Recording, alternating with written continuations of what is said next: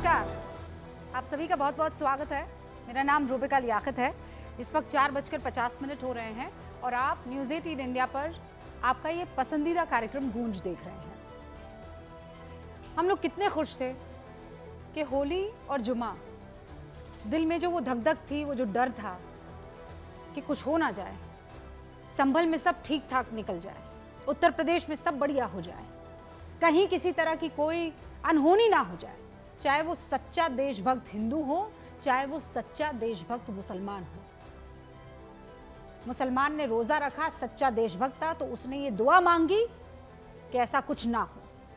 हिंदुओं ने दुआ मांगी, प्रार्थना की कि ऐसा कुछ ना हो।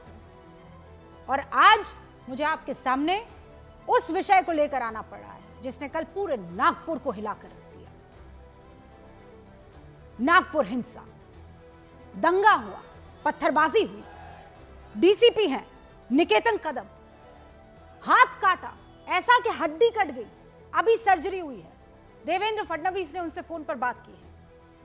अब मैं चाहती हूं कि ये डिबेट शुरू हो, उससे पहले आपके सामने एक एक चीज जो वहां पर हुई है, क्योंकि आपने तो हेडलाइंस होगा कि भाई नागपुर में दंगा हो गया। हुआ क्या था असल में? कोई कह रहा है कि कुरान जला दी, कोई कह रहा है कि एक ऐसी चादर जलाई जिसके ऊपर कुरान की आयतें लिखी हुई थी। किसी ने कहा कि औरंगजेब का पुतला फूका, किसी ने कहा नहीं औरंगजेब की कब्र जो है वो फूकी। पहले आप एकदम ठंडे दिमाग से जो कुछ हुआ है सिलसिलेवार तरीके से समझ लीजिए और उसके बाद इस पर डिबेट करेंगे। लेकिन डिबेट हो उससे पहले आपको सच्चाई पता होनी चाहिए। पुलिस जांच कर रही है, लेकिन चश्मदीदों से हमने बात की है, हमारे रिपोर्टर आदित्य से हमने बात की है, वहां के जो लोकल यूनिट है वहां से हमने संपर्क साधा है, और जो उन्होंने इकट्ठा किया है वो मैं अब आपके सामने परोसने वाली हूं। तो महाराष्ट्र में छावा फिल्म के बाद औरंगजेब के इतिहास पर सियासी लड़ाई आपको पता ही थी। अब ये धार्मिक तनाव में बदल गई है। सोमवार से शुरू करते हैं। सोमवार को महाराष्ट्र की शीतकालीन जो राजधानी है नागपुर, उसमें औरंगजेब को लेकर विरोध की चिंगारी आग में तब्दील हो गई। नागपुर हिंसा में बदल गई। 33 पुलिसकर्मी जख्मी हो गए। घायलों में 3 डीसीपी रैंक के अधिकारी हैं। 40 से 50 गाड़ियों को फूंक दिया गया, तोड़ दिया गया, आग के हवाले कर दिया गया। उपद्रवियों ने घरों पर पत्थर बरसाए। इसके बाद देर रात 11:30 बजे जाकर हिंसा पर कंट्रोल किया गया। और यह घटना सोमवार से शुरू नहीं होती है। अब बिल्कुल ध्यान से सुनिएगा। रविवार को ये पुराना नागपुर का जो इलाका है, वहां पर एक माहल इलाका पड़ता है। वहीं पर शिवाजी पुतला चौक है। उस शिवाजी पुतला चौक पर विश्व हिंदू परिषद और हिंदू संगठन के कुछ लोग इकट्ठा हुए और वहां पर उन्होंने प्रदर्शन किया। क्या प्रदर्शन किया? कि औरंगजेब की कब्र का हिंदुस्तान में क्या काम। और वो औरंगजेब की कब्र का पुतला भी लेकर आए थे और उस पुतले को फूका गया। अब आरोप यह है कि वो जो पुतला लेकर आए थे, उस पुतले के ऊपर जो चादर थी, पुतले के ऊपर उस चादर पर कुछ आयतें लिखी हुई थी। यानी जब वो पुतला कब्र का फूका गया तो वो आयत भी जली। तो रविवार की घटना है। बजरंग दल विश्व हिंदू परिषद ने ये प्रदर्शन किया, वहां पर उन पर आरोप लगा। तो फिर कुछ बगल ही के इलाके में रहने वाले मुसलमानों ने इनके खिलाफ पुलिस थाने में जाकर रिपोर्ट दर्ज करवाई। क्या रिपोर्ट दर्ज करवाई? कि इन्होंने धार्मिक भावना आहत की। ऑल राइट, वो एफआईआर दर्ज हो जाती है और यह आश्वासन दिया जाता है कि धार्मिक भावना आहत करने के लिए विश्व हिंदू परिषद और बजरंग दल के कुछ लोगों को के नाम की वो एफआईआर, उनको गिरफ्तार किया जाएगा। ठीक है, अब ये संडे का पूरा वाकया समझ में आ गया। अब आप सोमवार को आइए। सोमवार को हमें यह पता चला कि उसी शिवाजी पुतला चौक में एक जुलूस निकल रहा था। जुलूस क्यों? क्योंकि शिवाजी की जयंती थी। ये कौन सी जयंती थी? महाराष्ट्र का जो हिंदू पंचांग है उसके मुताबिक छत्रपति शिवाजी महाराज की जयंती उस दिन पड़ती है। उसी दौरान रोजा इफ्तारी भी हो रही। तो मतलब जुलूस निकल रहा है उस इलाके में और रोजा इफ्तारी हो रही है। तो ये जो शिवाजी पुतला चौक जो है, उसके एक तरफ का जो इलाका है वो चिटनवीस पार्क कहा जाता है और उसी से लगता हुआ भलदारपुर इलाका है, वहां पर ज्यादातर मुस्लिम आबादी रहती है। और इधर शिवाजी पुतला चौक, यहां पर जब जुलूस निकल रहा था, रोजा इफ्तारी 6:30 बजे के आसपास होती है, यहाँ दिल्ली में तो होती है, वहां पर सूर्यास्त का समय लगभग यही रहा होगा, आसपास 5 मिनट ऊपर नीचे हो सकता है। इफ्तारी के बाद मगरिब की नमाज होती है और नमाज के बाद कुछ लोग उस वाले इलाके से, ये भालदारपुर से आते हैं और नारेबाजी शुरू हो जाती है। कुछ समय तक सिर्फ नारेबाजी चलती है। हिंदू पक्ष की तरफ से जय श्री राम के नारे बुलंद होते हैं और यहां मुस्लिम पक्ष की तरफ से नाराए तकबीर अल्लाहू अकबर के नारे शुरू होते हैं। दोनों एक दूसरे को नारों से दबाने की कोशिश कर रहे हैं। मामला ऑफ कोर्स पुलिस कर्मियों तक पहुंच चुका था। यहां लोकल इंटेलिजेंस यूनिट की बहुत गड़बड़ी है। अगर लोकल इंटेलिजेंस यूनिट को यह पता होता, क्योंकि भाई रमजान चल रहे हैं, दूसरी तरफ वहां पर हिंदू पक्ष जो है आकर प्रदर्शन कर रहा है, तैयारी अगर पूरी होती तो यह हो ना पाता। खैर, उस पर हम बात करेंगे कि पुलिस की नाकामी कहां थी। हालांकि अभी सारी चीजें कंट्रोल में है। अब दोबारा उस पॉइंट पर आते हैं। तो यहां पर नारेबाजी चल रही है, पुलिस आती है। अब पुलिस क्या करती है, हिंदू पक्ष को एक घेरा बनाकर अलग करने की कोशिश करती है और एक पुलिस का जो ग्रुप है वो घेरा बनाकर मुसलमानों को अलग करने की कोशिश करता है और यही होती है गड़बड़ी। हमें जो चश्मदीदों से, और मैं आपको बाइट आगे सुनवा दूंगी, मैं ऐसे हवा में बात नहीं कर रही, चश्मदीदों से जो जानकारियां मिल रही है, तो यहां जब पुलिस वाले घेरा बांधकर एक पक्ष को अलग करने की कोशिश करते हैं तो पत्थरबाजी शुरू हो जाती है। आरोप है कि मुस्लिम पक्ष की तरफ से पुलिस पर पत्थरबाजी शुरू हो जाती है। ठीक है, पत्थर से, लाठियों से लगातार पुलिस वालों पर हमला होता है और अब तो हमारे पास विजुअल्स भी आ गए हैं। आदित्य हमें बता रहे थे कि दूध की क्रेट, जरा वो क्रेट बताइए, दूध की क्रेट में पत्थर भर भर के, ये इलाका ऐसा गलियों वाला इलाका है, मतलब आसपास छोटी छोटी गलियों से लगता हुआ इलाका है, तो यहां पर पत्थर मारते, उस गली से निकल जाते, फिर यहां पत्थर मारते, फिर इस गली से निकल जाते, फिर उस गली में तोड़फोड़ करते, फिर उस गली से निकल जाते।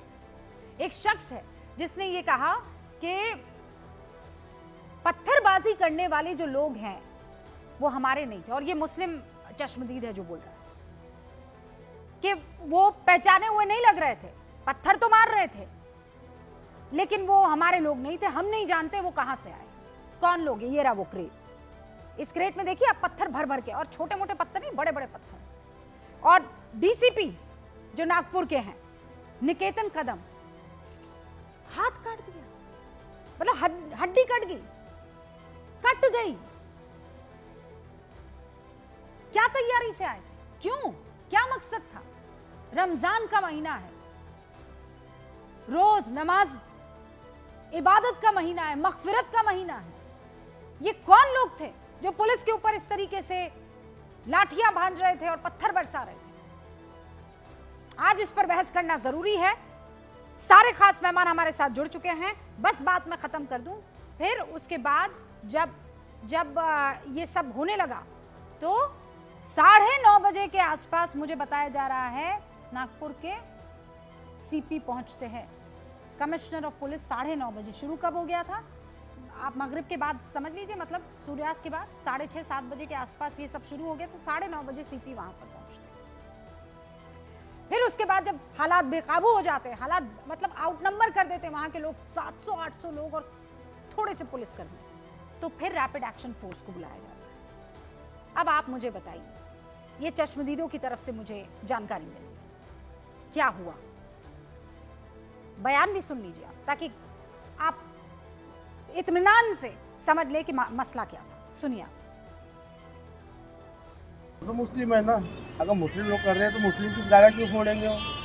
ठीक है, तो ये जो पत्थरबाजी जो करने के लिए आए हुए थे, ये सब बाहर के लोग थे, प्रॉपरली यहाँ का कोई नहीं था।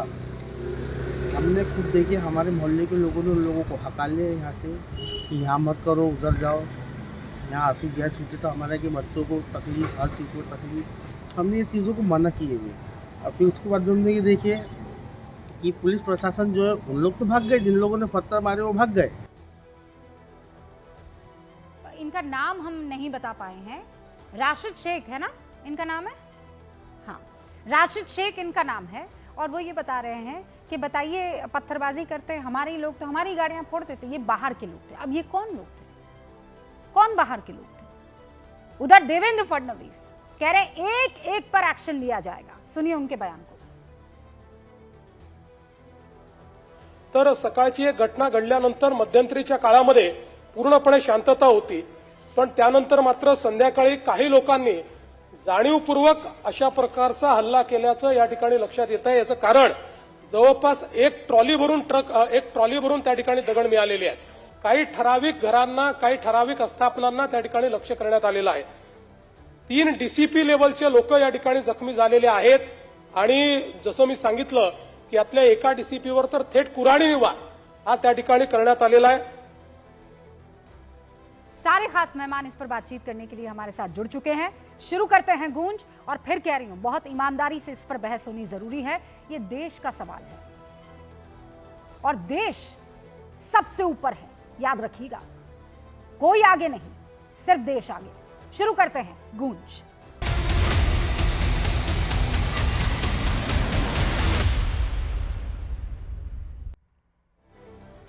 जो खास मेहमान हमारे साथ जुड़ चुके हैं उनसे आपका तारुफ करवा देना चाहती हूँ। इस वक्त आपको के शर्मा साहब भारतीय जनता पार्टी के राष्ट्रीय प्रवक्ता स्क्रीन पर नजर आ रहे हैं। उनके बगल में अवनिजेश अवस्थी जी आरएसएस का पक्ष रखते हैं, राजनीतिक विश्लेषक के तौर पर हमारे साथ बैठते हैं। उनके बगल में आपको अनुराग भदौरिया जी दिखाई दे रहे हैं, समाजवादी पार्टी के राष्ट्रीय प्रवक्ता हैं। उनके बगल में आपको वारिस पठान दिखाई दे रहे हैं जो कि ऑल इंडिया मुस्लिम माफ कीजिएगा AIMIM के राष्ट्रीय प्रवक्ता हैं।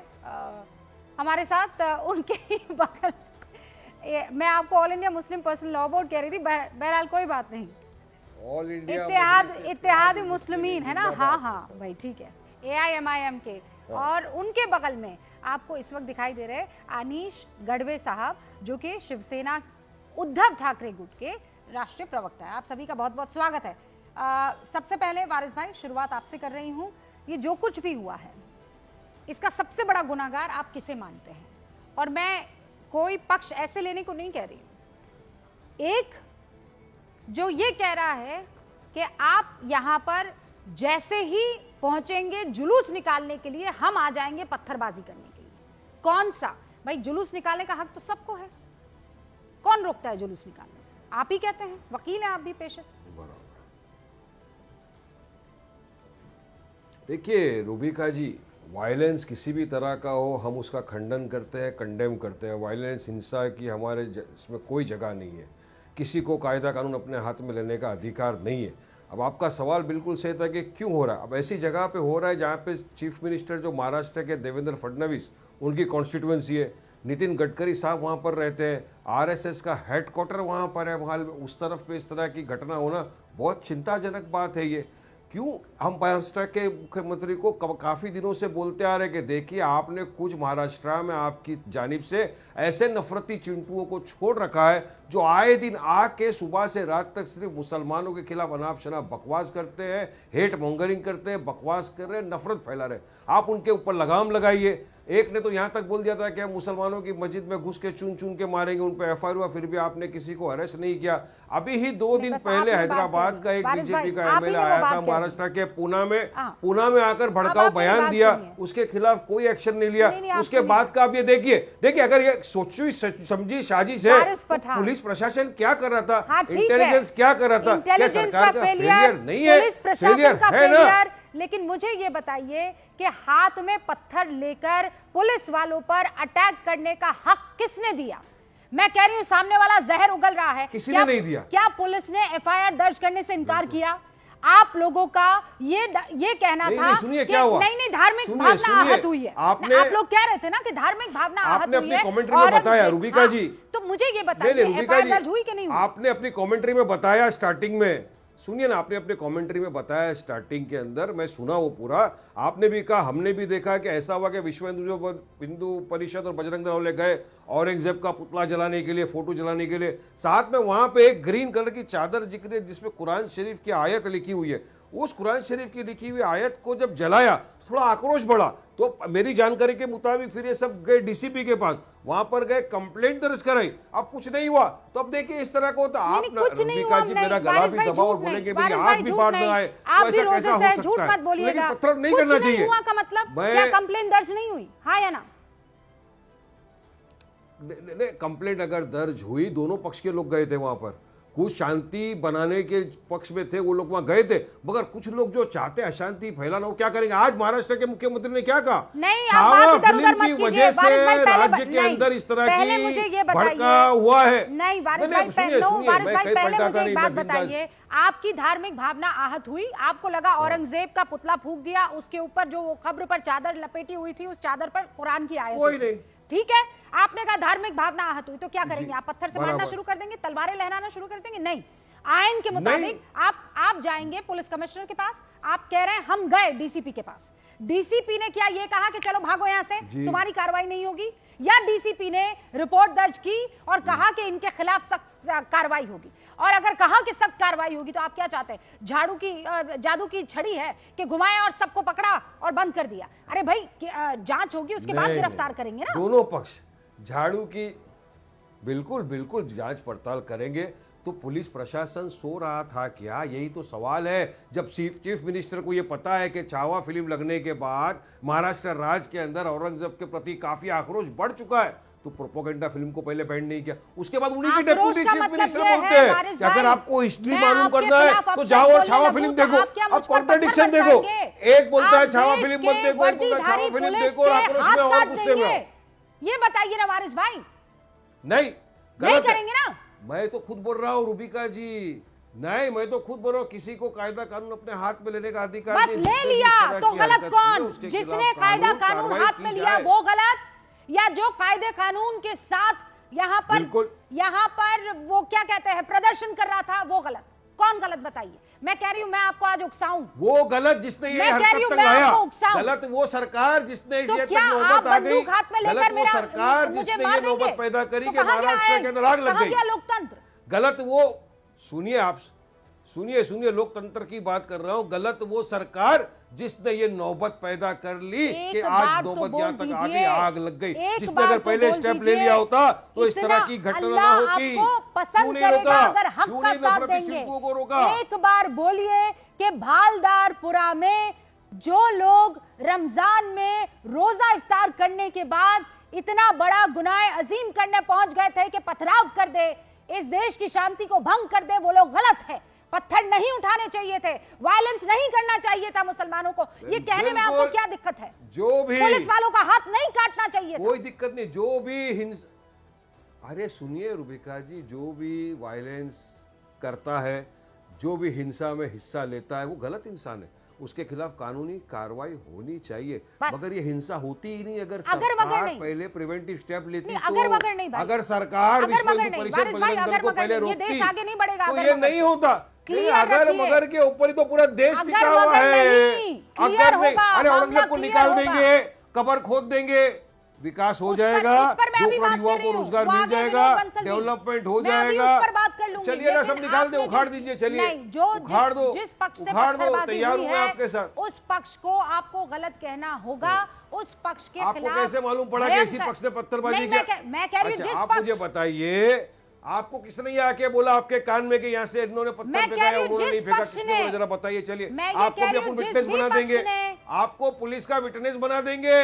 आप विटनेस बन के गवाही दीजिए कि किसने पत्थर फेंका, कहां से पता चला आपको? सोर्सेज बताइए, सोर्सेज बताइए, आपको विटनेस बनाएंगे, पुलिस वालों की तरफ से घुमाने बुलाएंगे आपको कोर्ट के अंदर एविडेंस देने। जो है वो हमें बता रहे हैं कि पुलिस पर कैसे कब कहां पथराव शुरू हो गया। कौन लोकल? विनोद बंसल हमारे साथ जुड़े हुए हैं। हम भी तो लोकल ना, आप वहां थे ना, मैं वहां था। भाईजान आप लोकल नहीं, आप वहां थे ना, मैं वहां था।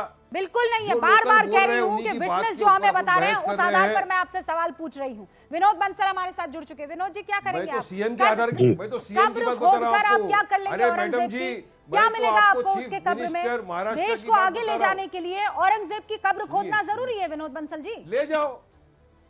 रूबिका जी, 2 बातें बड़ी महत्वपूर्ण हैं। देखिए, एक तो इन्होंने जो आरोप लगाया, आपसे नहीं, विनोद बंसल से बात कर रही हूं। विनोद बंसल, देखिए रूबिका जी, 2 बातें बड़ी महत्वपूर्ण। एक तो इन्होंने जो आपके चैनल पर बैठ करके जो भड़काऊ बयानबाजी की है कि वो सारी चादर में कुरान की आयतें थी।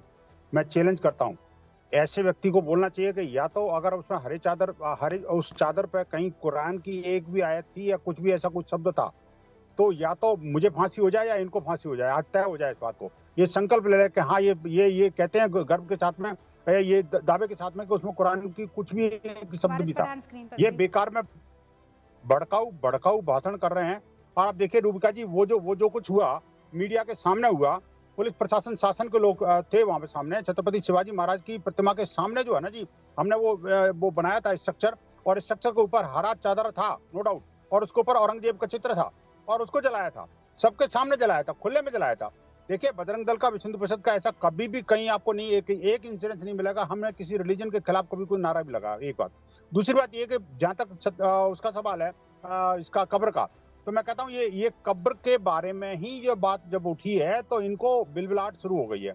ये जो औरंगजेबी मानसिकता है ना जी, ये औरंगजेबी मानसिकता ही तो समाप्त करनी है देश के अंदर से। विनोद बंसल जी, मुझे ये बताइए कि वो बरसों से कब्र वहां पर है, क्या करेंगे? आपको जाना ही क्यों उस कब्र के पास? क्या करना है? देश आगे नहीं बढ़ा उस कब्र के रहने से, बढ़ा ना आगे? किसी को पड़ी नहीं है। नहीं, जिसको जाना उस कब्र के पास जाए। आप कब्र खोद कर क्या निकाल लेंगे बताइए? वहां क्या होगा?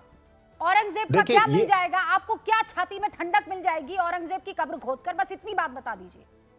देखिए रूबिका जी, जब मेरे भारत स्वाधीन हुआ था तो आपको याद है कि साइमन जैक को लाल किले की प्राचीर से उतारा गया, उसके बाद जॉर्ज पंचम और रानी विक्टोरिया की मूर्तियों को तोड़ा गया। ये गुलामी के प्रतीक हैं। इन गुलामी के प्रतीकों को जब तक आप रखोगे हृदय में सजो करके, क्या फायदा होने वाला है वो बताओ। और आप देखिए ये जो बारिश जाएगा, बेरोजगारों को रोजगार मिल जाएगा, 15 लाख रुपए अकाउंट में आ जाएगा, हजारों करोड़ का जो घपला हो गया शेयर बाजार में वो सब सॉल्व हो जाएगा। क्या फायदा होगा ये बताओ। मुझे तो पूछ रही है मैडम आपको। अरे रूबिका मैडम, आपको सवाल पूछे, जवाब दो मैडम का, जवाब दो। इधर उधर क्यों भटका रहे हो? इस्लाम का अपमान कर रहे हो। क्या फायदा होने वाला है वो पूछ रही है मैडम। आपके दिल को ठंडक मिलेगी, आपके कलेजे को ठंडक मिलेगा, क्या होगा बताओ? बताओ, पहला बात का जवाब दो। तुमने कितनों की जान मैडम की बात का जवाब दो। मुझे बताइए ना, कितने पुलिसकर्मियों को घायल करोगे, कितने हिंदुओं पर हमला कराओगे? ये पहला मैडम की बात का जवाब दो, उसके बाद आपकी बात का जवाब मिलेगा। आपके जैसे लोगों को पूरी तरह से दुनिया जो है ना दरकिनार कर चुकी है। आपके जैसे लोग हैं जो औरंगजेब की कहां पे इधर की कौन से कोने में दुनिया के दरकिनार कर दिए गए, जरा बताओ भाई। आप जैसे लोगों के दुनिया के कौन से कोने में हमको दरकिनार कर दिया गया है, बताओ। हम भी तो देखना चाहेंगे। हमने एक दिन में कल छत्रपति शिवाजी महाराज की जयंती पर जो है ना जी, सैकड़ों स्थानों पर प्रदर्शन किया और सबको शांतिपूर्ण निपट गया। जब प्रदर्शन शांतिपूर्ण निपट गया तो क्या शांतिपूर्ण किया? मुसलमान पार्टी है ना, शांतिपूर्ण किया। मुसलमान पार्टी के गुंडों को लगा कि अब तो हमारा पॉलिटिक्स खत्म हो जाएगी। पत्थर कहां से आया मुझे ये बताइए ना। षड्यंत्र से तहत हमला करा दिया, जलाया। एक दिन पहले, अरे जलाया वही तो एक विषय कह रहे हैं कि फांसी पर लटका दो। चादर है जो दिख रही है, इन्होंने कहा कि चादर दिखाओ मैं आत्महत्या कर। मैं तो चादर दिखा रहा हूँ इनको। जो चादर लपेटी हुई है ग्रीन वाली, मेरे अकेले के पास नहीं है, आधे हिंदुस्तान के मोबाइल के अंदर है वो वीडियो, सबने देखा है उसको। देखो और फांसी लटक जाओ, केस बुक सबसे करवा पहले दिया था फांसी ना। में लटक जाओ बंसल जाके। अरे भाई आप मुझे ये बताइए, आपने केस करवा दिया ना, अब पुलिस अपना काम करेगी। आप कौन होते हैं कानून हाथ में लेने वाले? क्यों पत्थरबाजी होगी, क्यों दंगा भड़केगा, मुझे बताइए। सब छोड़ दीजिए। पुलिस, जिस पुलिस के पास आप गए, जिस पुलिस के पास वारिस पठान गए, उस पुलिस के हाथ, डीसीपी के हाथ काट दिए। डीसीपी के हाथ काट दिए। गलत है, मैं तो बोल रहा हूँ ये गलत है। गलत क्या है? जिसने भी इस किस्म की हरकत की, कौन है ये मनुष्य? पैरवी करेगा, कार्रवाई करेगा ना। अरे तो कौन सपोर्ट कर रहा है? देश का कौन सा मुसलमान सपोर्ट कर रहा है? पढ़े लिखे हैं आप जैसे लोगों को आगे आकर कहना चाहिए कि रमजान के 5 महीने में ये क्या हो रहा है और क्यों किया जा रहा है? क्यों किया जा रहा है ये सब? आप मुझे कोई भी सिंगल एक देश के मुसलमान का स्टेटमेंट बताओ जिसने वायलेंस का समर्थन किया, वो बताओ मेरे को। चलो बताओ। 15 मिनट दे दीजिए। किसी ने कहा हो क्या वायलेंस? 15 मिनट दे दीजिए, शुरुआत आपसे बताइए। 15 मिनट दे दीजिए, बता देंगे पुलिस को। पुलिस हटाओ 15 मिनट में। किसने अरे किया एक था? धक्का और दो। और अभी भी तो किसने कहा था ये? गोली मारो देश के गद्दारों को, देश के मुल्ले काटे गद्दारों को बुलाया ना, जाएंगे, पुलिस वालों ये को तो राम नहीं राम बुलाया सिंह ना। आएंगे। देश के गद्दारों की बात हुई है। आग लगाना है। हमारे साथ उनके बारे डिप्टी में क्या मेयर है जुड़ आपके चुके हैं, विचार? हमारे साथ प्रभारी मेयर जुड़ चुके हैं, इनको दयाशंकर तिवारी, उस इलाके के। एक सेकंड में आपके पास आ रही हूँ। दयाशंकर जी जल्दी बताइए, इस वक्त वहां पर किस तरीके का माहौल है? अभी तो पुलिस ने संचार बंदी लगा करके रखी है, इसलिए शांतता का वातावरण है। लेकिन जिस प्रकार का विद्वेष का वातावरण कल उत्पन्न हुआ और बारंबार यह बताया जा रहा है कि बाहर के लोगों ने आकर के वहां पथराव किया, कौन लोग ये थे एकदम गलत बात। ये एक जत्था निकला, मस्जिद से निकला। अत्तरौली में एक मस्जिद है, वहां से 200-250 लोगों का जत्था निकला। उस जत्थे के कहने के ऊपर में पुलिस ने कार्रवाई की थी। पुलिस ने 3 बजे गुना दाखिल कर दिया था। जब 3 बजे गुना दाखिल इस शिष्टमंडल के आधार पर कर दिया था तो उसके बाद कार्रवाई करने का कोई कारण नहीं था। लेकिन इफ्तारी की नमाज के बाद जब मस्जिद से 200-250 लोग एक साथ निकले तो स्थिति ऐसी थी कि पुलिस पर इतने बड़े प्रमाण में पथराव हुआ कि पुलिस को वहां से भागना पड़ा। उस व्यवस्था के लिए नहीं, पुलिस पर भी तैयार वारिस नहीं थी। पठान ऐसी ये स्थिति कह रहे थी। हैं कि किसने कहा कि मुसलमानों ने या मुस्लिम पक्ष ने पत्थरबाजी की है? किसने कहा? ये बताने की आवश्यकता नहीं। जितने वीडियो दिखाई दे रहे हैं सारे के सारे वीडियो में वो लोग ही दिखाई दे रहे हैं। उन्होंने सबसे पहले कैमरे तोड़े। कैमरे तोड़ते समय वे ये भूल गए कि जब कैमरा तोड़ रहे होंगे तो डीवीआर में हमारे फोटोज आ जाएंगे। पुलिस के पास उसके फोटोज है और पुलिस ने लोगों को पकड़ना प्रारंभ कर दिया है। आप कल्पना कीजिए कि एक ट्रॉली से ज्यादा, एक ट्रैक्टर से ज्यादा पत्थर वहां पर निकले। 200-250 लोग एक ट्रॉली पत्थर लेकर के नहीं आ सकते। इसका मतलब है कि वो पूर्व नियोजित घटना थी। जिस रास्ते पर यह घटना हुई, मैं उस प्रभाग का नगर सेवक भी हूं, मैं उस क्षेत्र से महापौर रहा हूं। वहां अतिक्रमण करके ऑटो डील की दुकानें रास्ते पर लगाई जाती है। मुझे 1 वर्ष के कार्यकाल में करीब करीब 40 से 50 बार ट्रैफिक पुलिस की कार्रवाई करके फुटपाथ पर से अतिक्रमण हटाना पड़ा। लेकिन ये दंगे होने से पहले, दयाशंकर जी, ये दंगा भड़का कैसे? तो वारिस पठान ये ये दंगा कह रहे भड़कने का हैं मूल कि एक कब्रनुमा पुतला लेकर आया गया था, उसके ऊपर हरी चादर थी, हरी चादर पर कुरान की आयतें थी। ये पता होने के बावजूद उसे जलाया गया, तो वहां के लोग गुस्से में आ गए।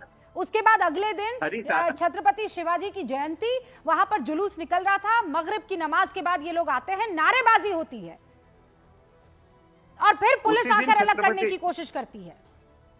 उसी दिन छत्रपति शिवाजी महाराज की तिथि के अनुरूप जयंती थी, उसी दिन थी। और छत्रपति शिवाजी महाराज के बरोबरी में लाकर के औरंगजेब को खड़ा किया जाता है। इसलिए छत्रपति शिवाजी महाराज के सामने विश्व हिंदू परिषद का धरना प्रदर्शन आंदोलन था। हरा कपड़ा था, हरे कपड़े में गेहूं की जो तन्नस होती है, उस तन्नस को भर के एक कृत्रिम कब्र तैयार की गई थी। उस पर आयातें लिखी गई है। ये बातें जो है ये लोगों को दिग्भ्रमित करने की कोशिश है। इसी प्रकार का भ्रम समाज में फैलाया गया कि उस पर आयातें लिखी गई है और उस भ्रम से नौजवानों को बहका करके ये उग्र आंदोलन करने के लिए प्रेरित किया गया। और उसमें पूर्ण रूप से अगर 200-250 लोग मस्जिद से निकल रहे हैं, आप ये इसका दावे मतलब है के कि साथ मस्जिद कह से ही उनको सकते हैं, प्रेरित किया गया। आप ये दावे के साथ कह सकते हैं कि उसके ऊपर कोई आयत नहीं थी, उस हरे कपड़े के ऊपर? हरे कपड़े में कब्र बनी थी, यही वीडियो में स्पष्ट दिखाई दे रहा है। मैं जिस समय यह घटना हुई, मैं ट्रेन में मुंबई के लिए बैठा था। अच्छा। वर्तमान में भी मैं मुंबई में हूँ। कल से ही मैं नागपुर के सारे लोगों के साथ में टेलीफोनिक चर्चा में मैं अभी रहा जो हूं। सूचना प्राप्त हुई है सर, वो क्या है? ये जो बार बार कहा जा रहा है कि बाहर से लोग आए थे, ये पहचान में नहीं आ रहे, ये उस इलाके के लोग नहीं थे। अगर उस इलाके के लोग होते तो अपनी गाड़ियों को कैसे तोड़ते फोड़ते? मैं आपको बहुत सहजता से बताना चाहता हूं कि वहां का 90% ऑटो डील का जो सेकंड हैंड गाड़ी बिक्री का व्यवसाय है, वो मुस्लिम समाज के हाथ में है। वो सारे फुटपाथ पर गाड़ियां लगा करके बेचते हैं। होली जैसे त्योहार में भी फुटपाथ पर गाड़ियां लगी हुई थी। लेकिन ये दंगा होने वाले दिन एक भी गाड़ी वहां नहीं थी। केवल एक ही ऑटो डील विक्रेता की गाड़ी थी, जिसका नाम स्वप्निला और हिंदू समाज का है। इसका मतलब है कि यह इंगित करता है कि उन्हें पूर्व सूचना थी इस प्रकार की घटनाएं होगी, इसलिए उन्होंने अपनी गाड़ियां वहां से हटा ली थी। एक लाइन में 4 दुकानें हैं, उसमें से 2 मुस्लिम की, 2 हिंदुओं की है। अगर बाहर का व्यक्ति आता तो उन बंद दुकानों में से कौन सी हिंदू की और कौन सी मुसलमान की कैसे पहचानता? फुटपाथ पर दुकान लगाने वाले, सब्जी के फल के ठेले लगाने वालों में हिंदू की दुकान कौन सी और मुस्लिम की दुकान कौन सी, बाहर का व्यक्ति कैसे पहचानता? चिन्हित करके इस प्रकार से हंसापुरी में डॉक्टर वाडिया करके उनके यहाँ यह कार्य किया गया। एक हाड़वैद्य है, उस हाड़वैद्य के घर के अंदर घुस करके ये सब कार्रवाई की गई, मारापीटी की गई। उसके बाजू से एक मुस्लिम व्यक्ति की दुकान है, उसकी दुकान पर कार्रवाई न करते हुए बाजू के घर में जो हिंदू की दुकान है उसी पर कार्रवाई की गई। अगर बाहर का व्यक्ति होता तो हिंदू की दुकानों को चिन्हित कैसे कर पाता? दुकानों को चिन्हित करके कार्रवाई हुई है। इससे यह पता चलता है कि ये प्रोपेगेंडा भला किया जाए कि बाहर के लोग थे, बाहर के लोग थे, लेकिन जानकार लोग थे, उनको दी गई सूचना के अनुरूप उन्होंने कार्रवाई की। अब एक और दयाशंकर जी, मेरा आपसे सवाल का है। व्यवसाय करने वालों की गाड़ियां नदारद थी, इसका मतलब समाज को मालूम था पहले से कार्रवाई, क्योंकि बार बार ये कहा जा रहा है कि जड़ कहाँ थी, भाई औरंगजेब की कब्र खोदकर क्या मिल जाएगा? माननीय मुख्यमंत्री जी ने स्पष्टता के साथ में सभागृह में कहा, मीडिया के माध्यम से कहा कि कानून के तौर पर जो पुरातात्विक स्थानों को संरक्षित किया गया उसके अंतर्गत औरंगजेब की कब्र है। माननीय मुख्यमंत्री जी कह चुके हैं। मानसिकता तो हमारी भी यह है कि जिन्होंने संभाजी राजे के साथ में अमानुषिक व्यवहार किया उस कब्र को उखाड़ करके फेंक देना चाहिए, लेकिन कानूनी बंधन होने के कारण हम ऐसा नहीं कर सकते। ऐसा माननीय मुख्यमंत्री जी अपना उद्गार व्यक्त कर चुके हैं और इससे सारी बातें स्पष्ट हो जाती है। आंदोलन करना हर व्यक्ति का अपना अधिकार है, उसके अंतर्गत उन्होंने आंदोलन किया और उस आंदोलन के ऊपर उनकी जो गलतियां ये इंगित कर रहे हैं उस पर पुलिस ने गुनाह भी दाखिल कर लिया। गुनाह दोपहर 3 बजे दाखिल हो जाता है, लेकिन रोजा और इफ्तार की नमाज के बाद दंगे भड़कते हैं। इसका मतलब 3 और 4 घंटे जो बीच में मिले उसमें पूरी तैयारी की गई। और कितने लोग अब तक गिरफ्तार हुए हैं? ये आखिरी सवाल दयाशंकर जी और उसके बाद में डिबेट पर जा रही हूं। कितने लोगों को गिरफ्तार किया है? 40 से 50 लोगों को गिरफ्तार किया गया है। जो डीवीआर के माध्यम से फोटोज मिल रहे हैं उनको गिरफ्तार किया है। आप कल्पना कीजिए कि एक डीसीपी के हाथ में कुल्हाड़ी से मारा गया। वही तो कुल्हाड़ी से महाराष्ट्र में तो हमला करना, वो भी डीसीपी पर हमला वो भी करना, डीसीपी पर। ये मैं तो नहीं, ये सबसे चौंकाने वाली बात है। मैं कह रही हूँ आप प्रदर्शन कीजिए, आप दुनिया भर की दूसरी चीजें आप कर सकते हैं, लेकिन अगर आप कानून हाथ में लेंगे तो और कानून हाथ में लेंगे, कानून के रक्षक को आप उस कुल्हाड़ी से उसका हाथ काट देंगे। ये कहां जा रहे हैं हम? ये कौन से टाइम में इस वक्त हम एक दूसरे को फेस कर रहे हैं? दयाशंकर जी बहुत बहुत शुक्रिया। सारे खास मेहमान अभी बने हुए हैं और मैं क्विकली इस डिबेट को शुरू कर रही हूं। के शर्मा जी, ये बहुत बड़ा चैलेंज है, कैसे डील किया जाएगा? निश्चित तौर से कानून अपना काम करेगा रूपिका जी, और बहुत जल्दी आज जो मुख्यमंत्री फडणवीस जी ने कहा है कि जितने भी गुनाहगार हैं उनको जो है अरेस्ट भी करेंगे और माकूल उनको सजा भी देंगे। लेकिन आज मुझे बहुत आश्चर्य है रूपिका जी, आपके चैनल में मुझे 2 लोगों के चेहरे दिख रहे हैं। एक के बयान तो पूरे आपकी जनता ने सुना, शायद ये 2 लोग समाजवादी पार्टी के प्रवक्ता और ये जो AIMM के प्रवक्ता है, ये इनकी बाँछें खिली हुई। और वारिस पठान की भाषा सुन रहा था अभी मैं, मुझे आश्चर्य, शर्म भी नहीं आती इनको, क्या शब्द का प्रयोग कर रहे हैं अपने बयान में।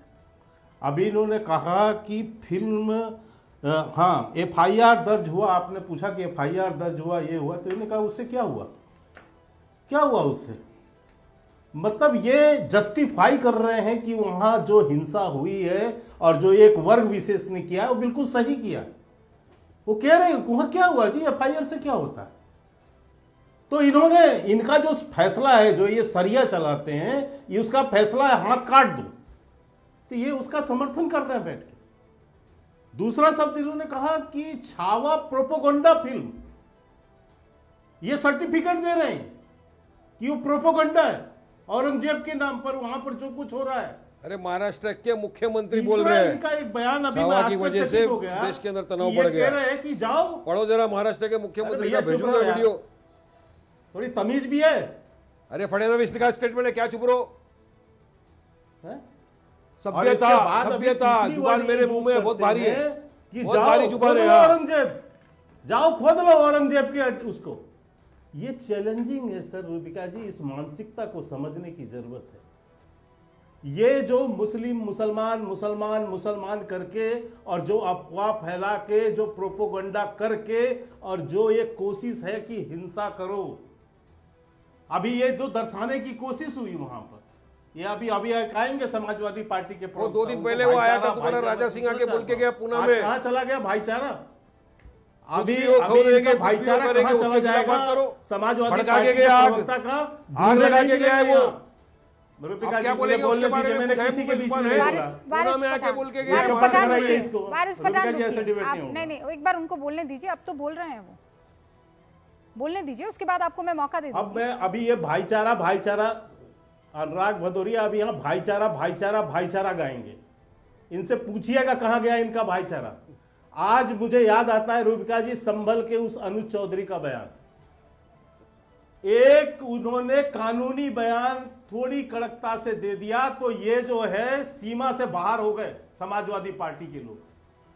उसका बॉडी लैंग्वेज देखिए, उसकी भाषा देखिए, गुंडा हो गया है, हमारा वो आएगा तो नौकरी से निकाल देंगे, जेल में डाल देंगे। ये भाषा शैली है समाजवादी पार्टी। ओके, एक पुलिस वाला यदि ये समझाने की कोशिश करे कि आप ऐसा करेंगे, ऐसा नहीं करेंगे, आप हिंसा हो जाएगी, तो पूरी पार्टी घोड़ा खोल के उस अधिकारी के पीछे लग गई और पूरे 7 दिन तक इस देश के माहौल को खराब करने का काम समाजवादियों ने किया। आज एक डीसीपी का हाथ काट दिया गया। आज सुबह से अखिलेश यादव की बोलती बंद। नहीं, एक बात मुझे सुनिए, हाथ काट लिया। आज सुबह से अखिलेश यादव की बोलती बंद। आज प्रोफेसर राम गोपाल यादव की बोलती बंद। आज जो चू चू करने वाले जितने इनके नेता हैं, आज किसी की जबान नहीं खुल रही। अनुराग भदौरिया जी, क्योंकि पुलिस का हाथ काट दिया। कहाँ गए भाई? आज कहाँ गए? पुलिस का हाथ काट दिया गया है। और कुछ कहेंगे? और ये जो मुसलमानों की चमचागिरी करने वाले पार्टी है, अब मैं बोल लूं, मुझे मौका है बोलने देने का। अब मैं बोल लूं, अच्छा ठीक, अब मैं बोल लूं, मुझे पूरा विश्वास है रूबिका जी आप नहीं टोकेंगे, मुझे भी विपक्ष को ही मौका बोलने का देंगे। सवाल है, ये घटना अगर समाजवादी पार्टी की सरकार होती और इस तरह का दंगा हो जाता तो टीवी में आपके चल रहा होता अखिलेश यादव जी की फोटो, दूसरी तरफ इस्तीफे की फोटो। लेकिन क्या ये इस्तीफा महाराष्ट्र के मुख्यमंत्री का नहीं मांगना चाहिए, जिसके शासनकाल में, जिसके रहते हुए कानून व्यवस्था इतनी ध्वस्त हो गई कि पुलिस वाले का हाथ काट लिया जाता है, वहां दंगा हो जाता है? क्यों ऐसा है कि भारतीय जनता पार्टी की सरकार जहां जहां वहां दंगे हो रहे हैं?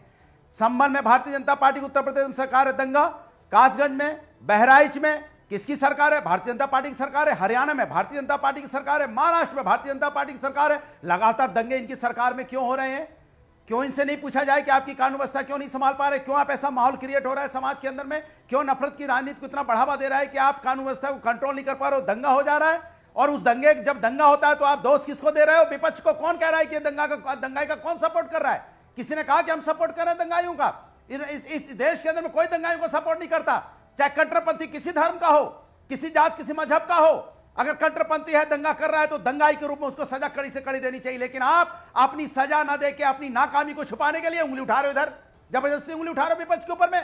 विपक्ष की सरकार तो है नहीं वहां पे, और आपको तो उनकी कब्र खोद के पता नहीं क्या। इनका तो क्या है कि औरंगजेब के, जब से औरंगजेब को इन्होंने कब्र से निकाला है और कंधे पे टांगा है, लेके औरंगजेब को घूम रहे हैं और फिल्म सिटी में हर स्टूडियो में छोड़ दिया है उनकी आत्मा को। और उसके बाद वो जिन्न चिल्ला रहा है औरंगजेब के, और उनके जो औरंगजेब के महिमा मंडन करने वाले ये जो भारतीय जनता पार्टी के नेतागण आपके डिबेट में आते हैं, औरंगजेब चिल्ला चिल्ला के क्या देश को क्या देना चाहते हो भाई? औरंगजेब से देश को क्या लेने देना? एक क्रूर शासक का देश से क्या मतलब है भाई? क्या लेने देना होगा? मैं आपसे, उन्होंने अपने शब्द वापस ले लिए थे, लेकिन इनसे पूछा जाए कि जेडीयू के विधायक ने बोला उसने अपने शब्द वापस नहीं लिए।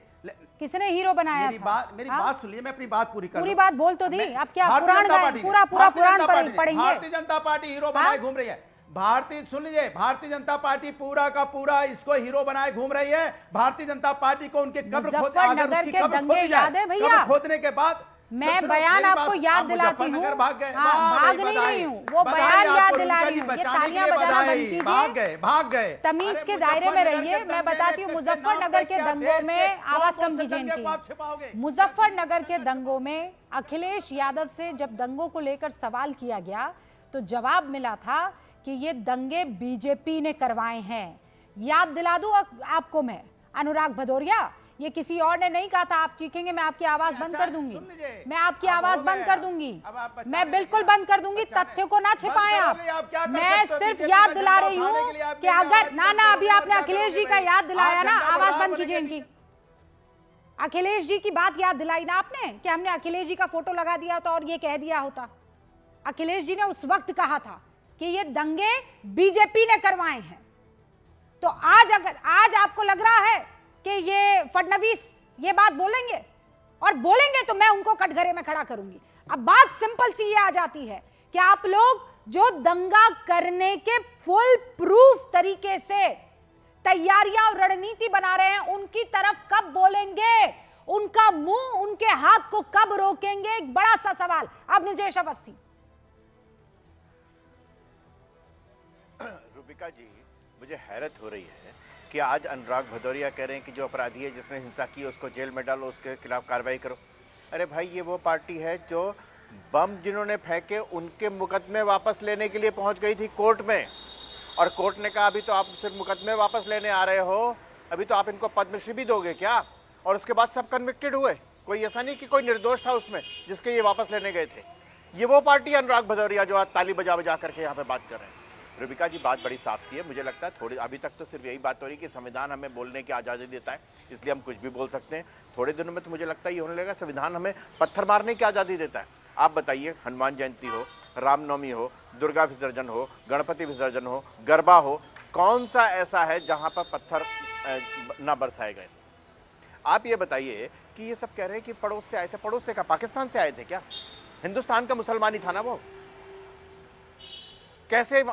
अरे मुसलमान पड़ोस का होगा या व्यक्ति वो अपराधी जिसने पत्थरबाजी की वो हो सकता है पड़ोस का। घर तो अपना था जिसके घर की छतों पर, जिसके घर की, एक सेकंड, मैं 10 सेकंड, मैं सिर्फ 10 सेकंड ये कह रहा हूँ। इस वक्त हम लोग जहां पर बैठे हैं ना, ये जितने भी इस देश को नजर लगाने वाली खतरनाक ताकतें, आप भी जानते हैं अवनीश जी, मैं भी जानती हूँ, विनोद बंसल भी जानते हैं, वारिस पठान भी जानते हैं, एवरीबॉडी नोज, के शर्मा भी जानते हैं, अनुराग भदौरिया भी।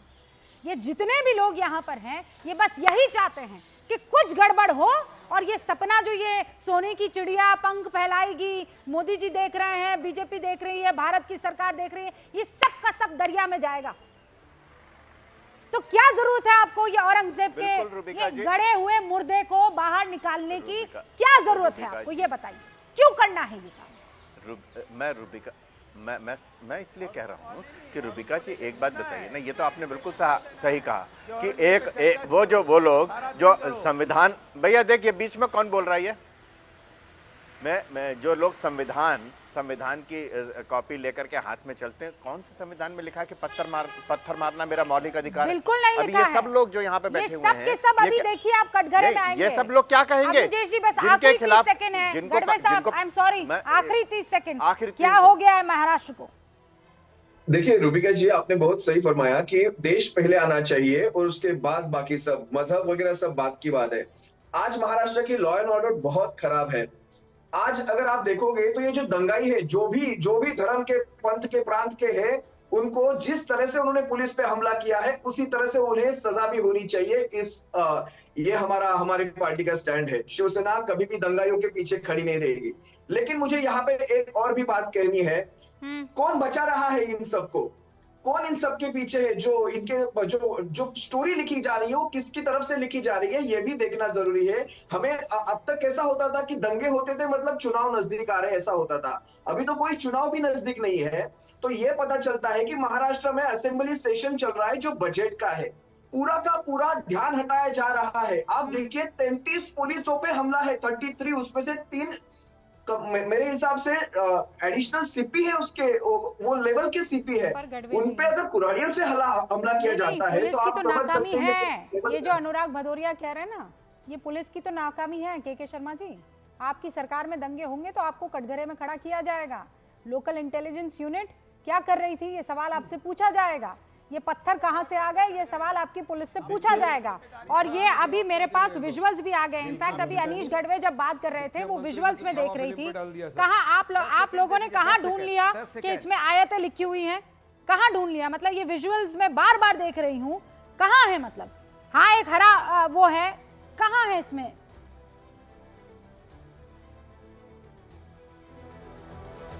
नहीं भाई, ऐसा है कि इसमें वो है, ये देखिए, ये वो पॉइंट है जहां पर आयत लिखी हुई सी दिख रही है।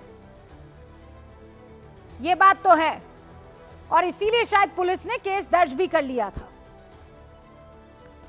ये वो विजुअल्स है जहां पर दिख रहा है कि उस कब्रनुमा पुतले को आग लगाई गई, लेकिन केस दर्ज कर लिया था। और पुलिस कार्रवाई नहीं करती तब समझ में आता। कानून जिसने हाथ में लिया है उस पर सख्त कार्रवाई होनी जरूरी है।